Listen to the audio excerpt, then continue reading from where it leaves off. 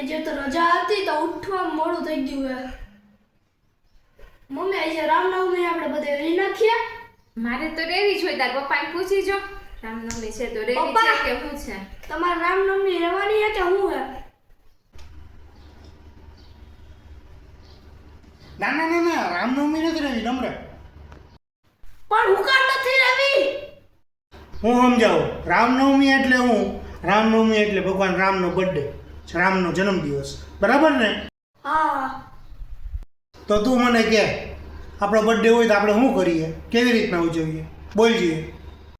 Party કરીએ, બહારનું બધું જમીએ અને આશ્રમમાં છોકરાઓને જમાડવા જઈએ, એવું બધું કરીએ અને ખૂબ મજા કરીએ. આખો દી મસ્તી કરીએ. ક્યારેય તારા જન્મદિવસ ઉપર ભૂખો રહ્યો? ક્યારેય એમ થયું તને કે મારો જન્મદિવસ છે તો આજે ખાલી ફ્રૂટ ખાઈને જ રહું એમ? ના રે ના પપ્પા, એમ થોડી ભૂખ્યું રહે આપણા બર્થડે દિવસે. બીજા બધાને આપણે બધું ખવડાવે ને આપણે ના ખાઈએ.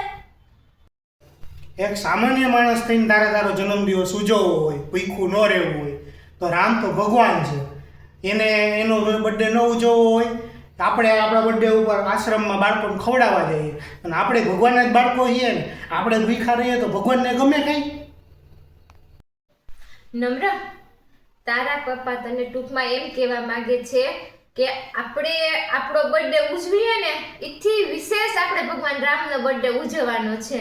હવે તું તારા પપ્પાને પૂછ કે પપ્પા શું બનાવીએ, કેવી રીતે ઉજવીએ, શું આયોજન કરીએ. પપ્પા તો શું કરવાનું છે પેલા? અરે બનાવી નાખો, રસ, પૂરી, શ્રીખંડ, ભજીયા, શીરો, બધું નવીન નવીન બનાવવા માંડો. એમાં વાર શું હોય? હાલો હાલો ઉજવી નાખીએ બર્થડે.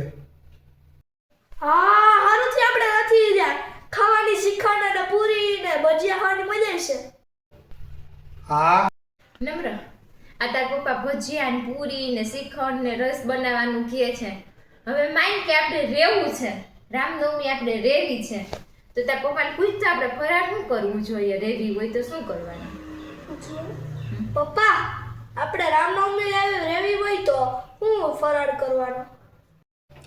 રામનવમી રહેવી જ હોય તો અત્યારે થોડીક વેપાર કરી નાખ.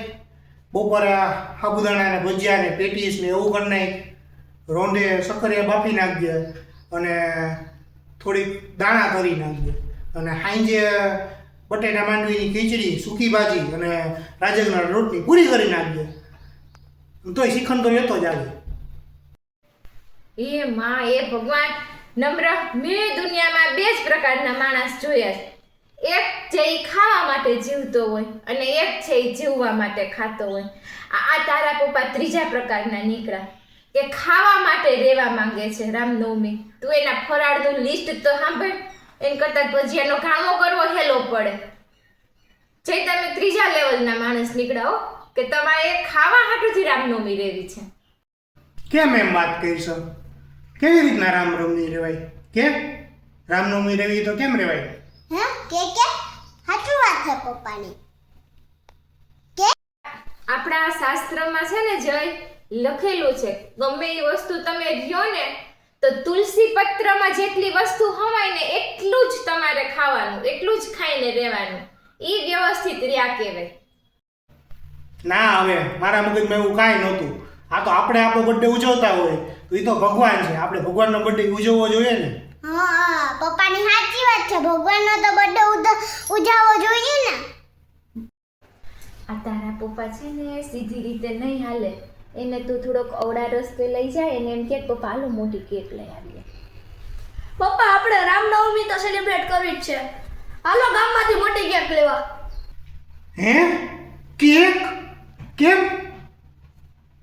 કે છે? હા પપ્પા, કેક. એમાં આપણે લખશું હેપી રામનવમી અને આપણે એને કટ કરશું ને આખી શેરીને પાર્ટી કરશું રાઈતે. આખી શેરીને? આખી શેરીને શું છે પણ હવે? પૈસા તો આપણા ગયા હે ને હોડી ગયા હે. હા, આપણે આપણો બર્થડે બધાને બોલાવીને સેલિબ્રેટ કરીએ તો ભગવાનનો એ કરવો પડે ને. નાના દીકુ એમ કાંઈ ન કરાય. કા હું થયું? હું કામ ના બોલાવાય?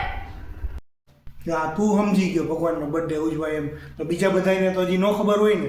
અને એમાંય એ બધા રામનવમી રહ્યા હોય, વ્રત રાખ્યું હોય, માયનું હોય, એની રામનવમી તૂટી જાય તો પછી પાપ કોને લાગે? એ બધાયનું પાપ આપણને લાગે. એટલે એવી રીતના કોઈને આખી શેરીને બોલાવી નથી અને ક્યાંય કેક બેક લઈ આવી નથી અને કાંઈ કરવું નથી. શાંતિ કે એટલે જ કહું છું કે આ રામનવમી રહ્યો ને તો થોડાક તમારા પાપ ધોવાય. એક દિવસ રહ્યો એમાં શું થઈ જાય કે ફેર નહીં પડી જાય તમારામાં. રહી લો એક દિવસ, થોડાક પાપ ઓછા થાય. હાલ તો તું કેમ રામનવમી રહી નાખીએ? બસ તું કેમ રહી નાખીએ? હાલો રહી નાખીએ રામનવમી.